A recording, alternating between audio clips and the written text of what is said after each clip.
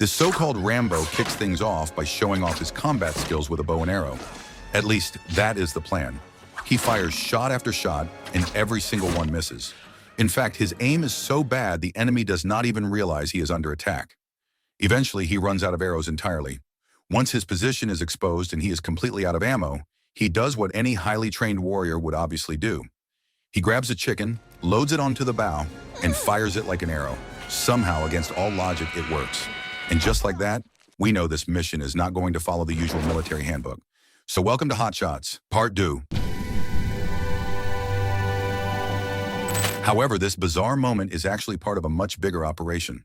It all begins when the President of the United States, Thomas Benson, orders a secret mission in the Persian Gulf. The operation is led by Commander Arvid, and its goal is to rescue American soldiers captured during Operation Desert Storm in Iraq. The hostages are being held by Saddam Hussein, who is portrayed as ruthless and cruel, spending his days eating, sleeping, and executing prisoners like it is part of his daily routine. Arvid and his special forces team successfully infiltrate Saddam's palace defenses, but the element of surprise does not last long. Iraqi soldiers quickly discover them, and a fierce firefight erupts inside the palace complex. Saddam wakes up to the chaos, grabs a weapon, and prepares to defend his territory. While his troops engage the American team in a serious gun battle, Saddam himself starts firing wildly and behaving in ways that feel more chaotic than calculated. It is not exactly the image of a disciplined military mastermind.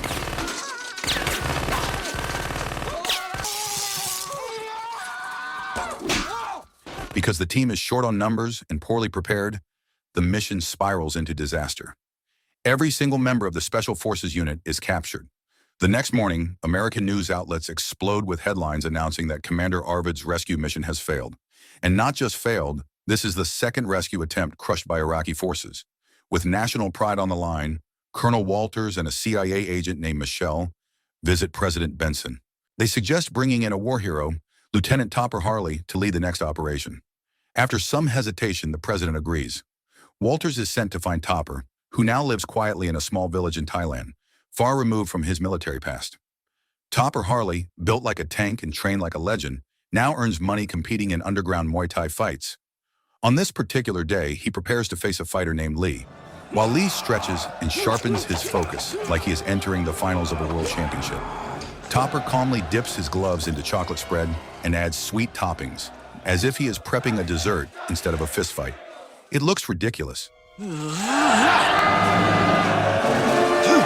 But when the fight begins, Topper proves he is anything but a joke.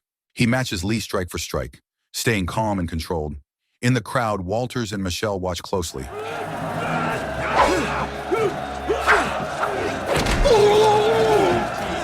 moving around the ring as much and walking around.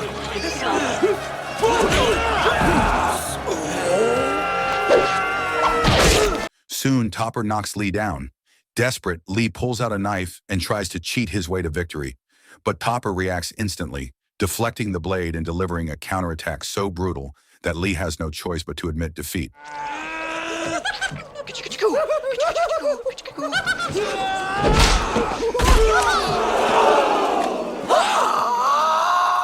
You win. After a long and wildly over-the-top fight, Topper walks away the winner. In the middle of the celebration, Colonel Walters tries to call out to him, but Topper either does not hear him or simply chooses not to. Soon after, Walters and Michelle track him down to the remote temple where he now lives. Topper is clearly surprised to see Walters show up all the way out there.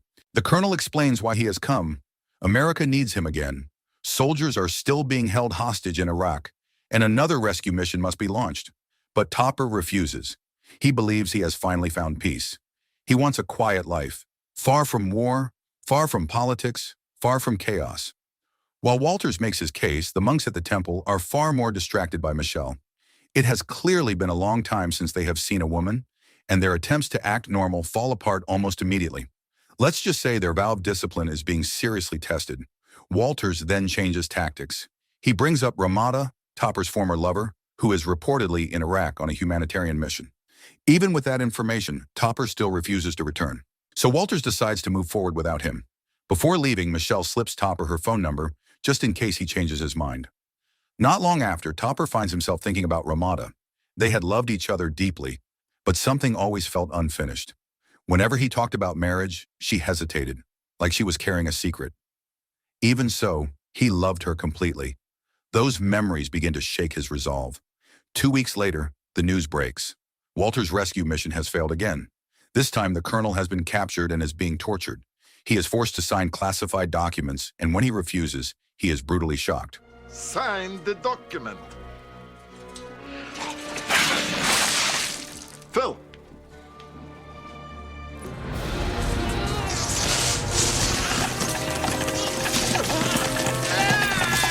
Watching the report on television, Topper sees that Walters is now a hostage himself.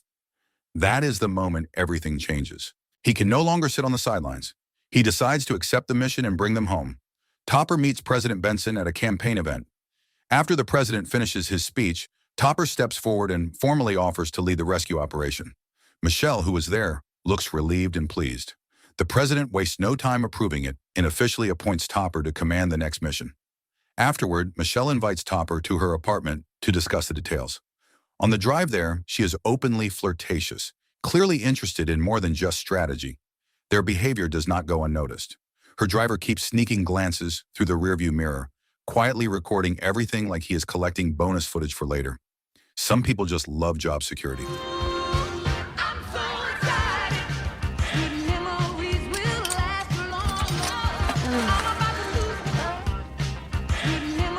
They spend the evening together privately, unaware that the driver is still spying from outside. The next morning, as they talk, Michelle senses that Topper's heart is not fully hers. Deep down, he still loves Ramada, even if he tries to deny it. Years earlier, Topper and Ramada had promised to marry in Hawaii. When the day finally came, he waited for her at the train station. She never showed up. Instead, he received a letter explaining that she could not marry him, even though she loved him. The rejection shattered him. Since then, he has tried to bury those feelings.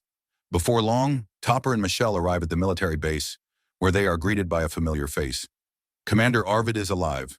Despite being reported as a failure, he managed to escape Iraqi capture. Now he is back and ready for redemption. Topper is introduced to the elite team that will join the operation.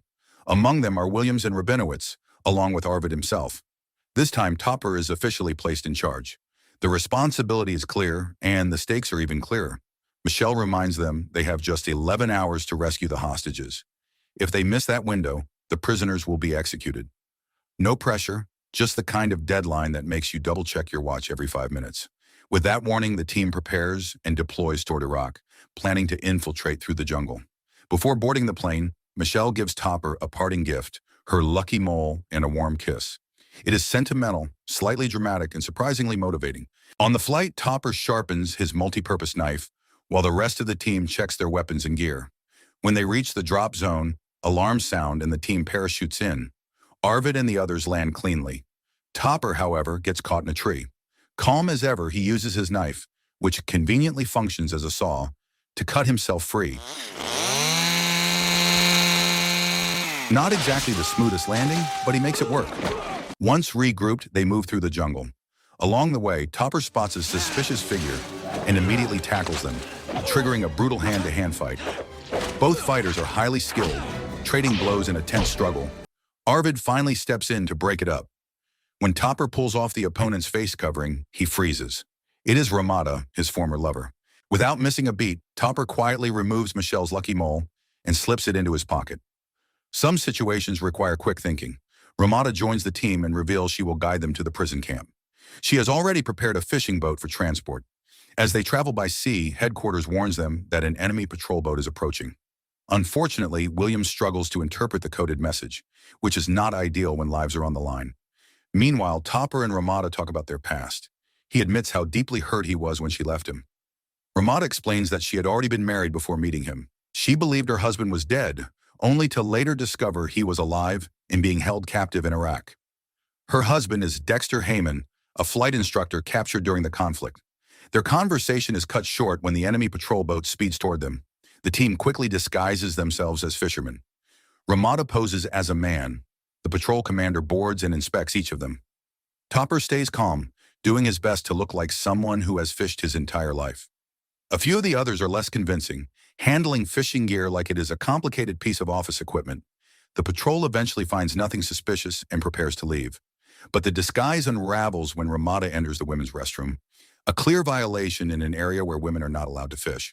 The patrol commander realizes the deception and orders his men to open fire. A full-scale gunfight erupts.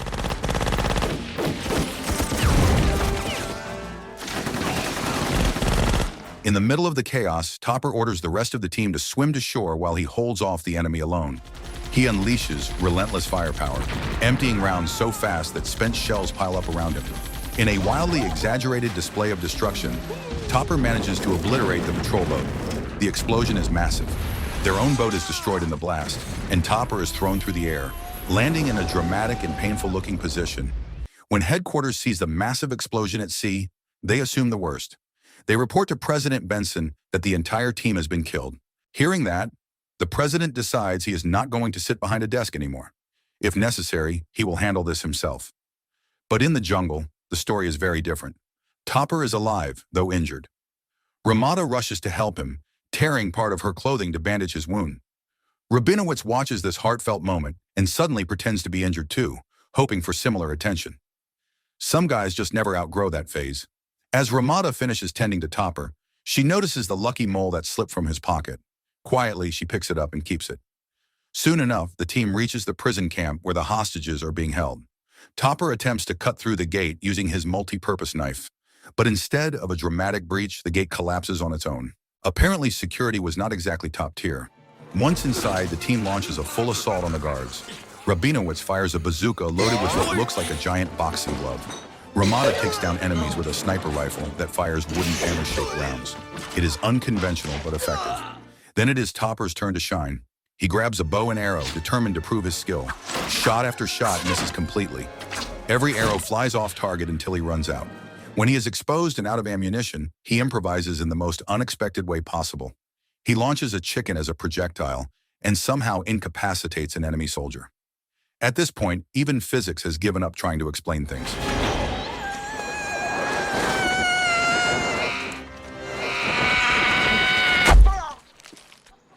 The team eventually locates Colonel Walters. Topper sneaks toward the sleeping guard's desk and quietly steals the prison key. He tosses it toward the colonel, but the throw falls short. Walters has to step out of his cell, grab the key, then step back inside, creating a moment that feels almost too ridiculous to be real. When the cell finally opens, the guard wakes up. Walters knocks him out, and the guard's body accidentally hits the alarm button. Sirens erupt. Iraqi soldiers flood the area. Topper and the team begin freeing the remaining hostages as bullets fly everywhere.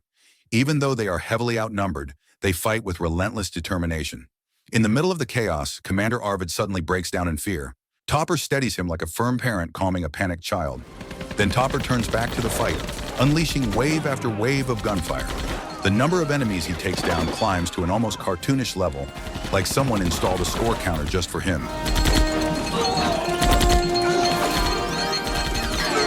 After most of the enemy forces are neutralized, Ramada steps in front of Topper to shield him from a final attacker.